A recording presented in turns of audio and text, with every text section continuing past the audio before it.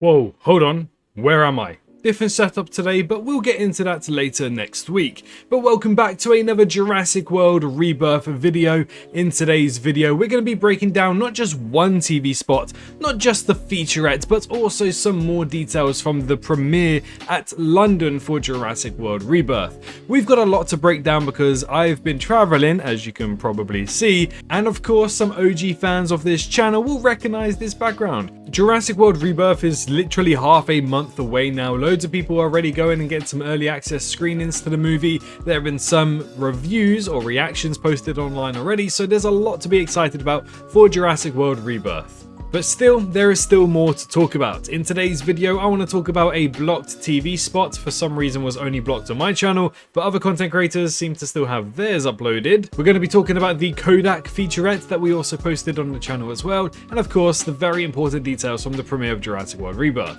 But without any further ado, once you've liked the video, got some snacks, and now relaxing, it's time to get into all of the breakdowns for Jurassic World Rebirth.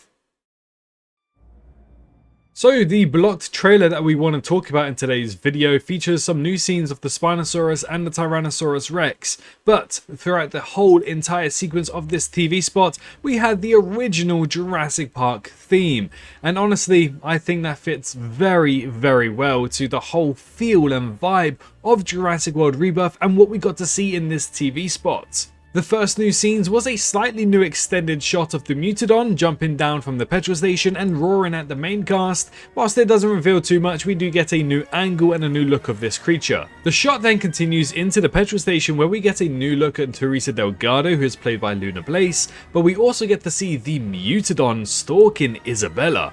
This Mutodon is seen in the reflection of the water as for some reason it's broken in from the ceiling.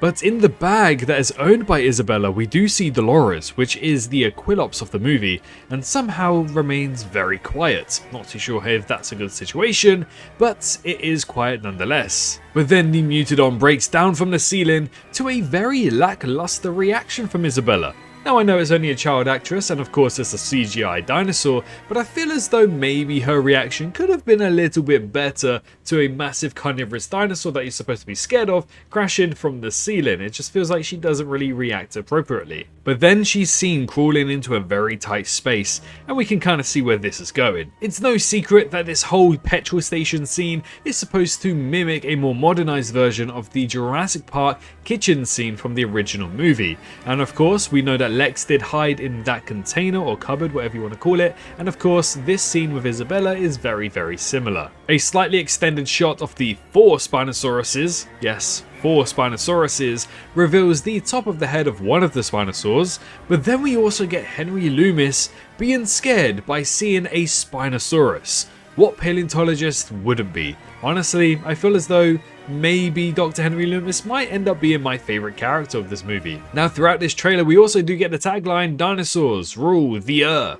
Something that is of course a common tagline throughout the franchise, and I believe started in Jurassic Park. Bobby Atwater is seen shooting at the Spinosaurus and is a little bit more extended than to what we originally saw, but it does swap to the underwater sequence where we get to see the Spinosaurus with webbed feet.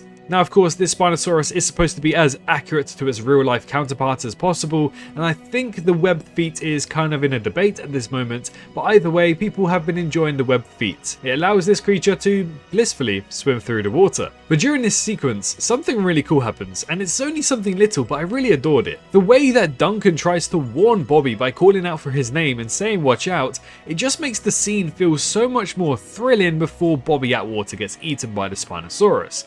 It's just a shame that for some reason Universal decided to ruin this death in this movie already. But whilst all of this is happening, Isabella's going to be traumatized. She sees all of this happen in front of her eyes, and as she moves to what's happening in front of her, so does the eye of the Spinosaur starting to notice her.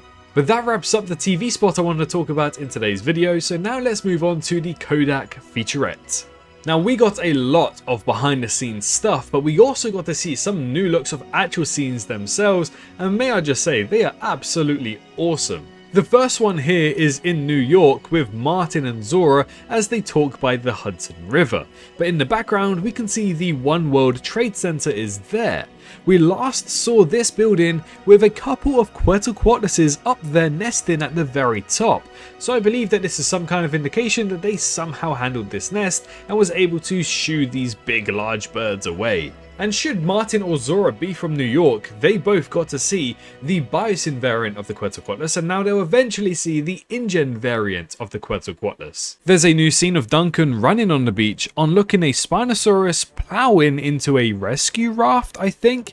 Maybe it has someone in, but it's probably just some kind of fake out scenario. For example, the family we don't see actually are on the beach, so maybe from this fake out scenario, it seems as though the family have died because the Spinosaurus has eaten that boat, but then they end up washing up later down the line. And now we have to talk about this shot. It's so beautiful. A sunset with the Essex boat in the background. This is most likely at the start of the movie, approaching the island. The colours also match the original Jurassic Park colour scheme. It's just amazing. Same goes for this shot with Duncan. It's just absolutely breathtaking. That is proper Jurassic. There's a new shot of Teresa Delgado which also shows Xavier and her dad behind her on the other side of the riverbed, so at some point I guess that they do end up splitting up, but probably not by choice. But as we know, the trailers have been changing what we have seen from the original trailers. In this one, it's no different. Trailer 1 featured the Tyrannosaurus Rex roaring at Teresa, but now we get to see the Tyrannosaurus Rex shot is now different than into Trailer 1, as we get to see the T-Rex is indeed sleeping, but it could just be prior to the moments of the roar. And there is yet another amazing shot from Jurassic World Rebirth here, where we get to see the crew of this team running in the long grass amongst the large Titanosaurs in the background.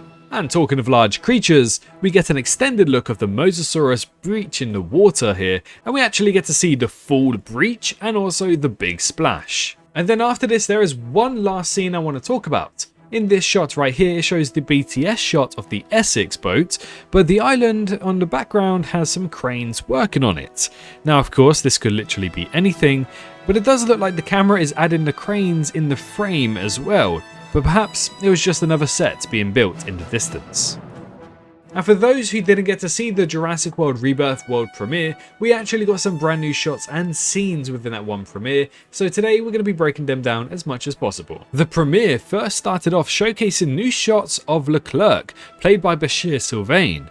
One of these shots seems to show him having some kind of dismembered hand, as well as another one with him next to Zora. Now that dismembered hand one looks amazing because it's blood in the Jurassic universe, something they started off really well doing, but then later on kind of dialed it back a little bit. And I just want to know what the heck happened to his hand. But fun fact, the actor of Leclerc, Bashir Sylvain, went ahead and confirmed that his character speaks French and that his nation of origin is actually Haiti, and I believe that makes the first Haitian character of the Jurassic universe. Next up, once again, there are a couple of new scenes involving the river raft. While one shot looks very menacing and fantastic, showcasing the size of the Tyrannosaurus Rex, the other one, well, it just looks like a very bad green screen mess. I think the less said about this one, the better. After this, there is more of Bobby Atwater, played by Ed Skrein, preparing to shoot the Spinosaurus, but there is also one shot of him in what seems to be the country of Senegal getting recruited to this team. And honestly speaking, I feel as though Ed Skrein's Bobby Atwater is a character I'm probably most excited to see in Jurassic World Rebirth. Although we pretty much know his fate, I'm still excited to see how he's going to play out nonetheless. Now, whilst this may not be a brand new shot, we do finally get to see it in HD, where we get to see the dead Parasaurolophus behind Teresa Delgado, as well as her looking up at the Mutodon and paddling the raft. But as we said, that sleeping Tyrannosaurus Rex may have just been the start of that raw sequence, as one of these shots showcases this Tyrannosaurus Rex rolling over in a very cute fashion. There is also a new shot of Xavier Dobbs paddling the boat, but the next one is the scene I want to talk about. Not just the image, but the scene. In this scene, we get to see something amazing. It's our very first official in-movie look of the Velociraptor of Jurassic World Rebirth. and it's getting its ass handed to him by the Mutodon. Something that we kind of already suspected because one of the TV spots did showcase a very blurry quick shot of the Mutodon taking down something or other that looked like the Velociraptor, but now we get to see in the background behind Xavier that exact same thing happen. I think it's safe to say that the Velociraptors of Rebirth aren't really going to be appearing for longer than maybe 30 seconds of the movie, but we're going to have to wait and see. But that was pretty much all of the details I wanted to cover in this video. We haven't got too many more breakdown videos coming for the channel, which is very unfortunate, so I'm going to try my best to try and keep you guys up to date with the Jurassic franchise as much as possible. If you got to this far in the video, I do want to let you guys know that Season 4 of Jurassic World Chaos Theory has been confirmed to be releasing on November 20th, and we did actually get the very first image of this new show as well. I posted that in one of my post sections, but maybe just to update you guys, we'll be making that as a video tomorrow with some more details. But if you enjoyed today's video, please go ahead and leave a like on the video, subscribe if you're new around here for more Jurassic content here on YouTube, and most importantly, make sure you're all staying safe out there, and I'll see you all in the next one. Bye bye.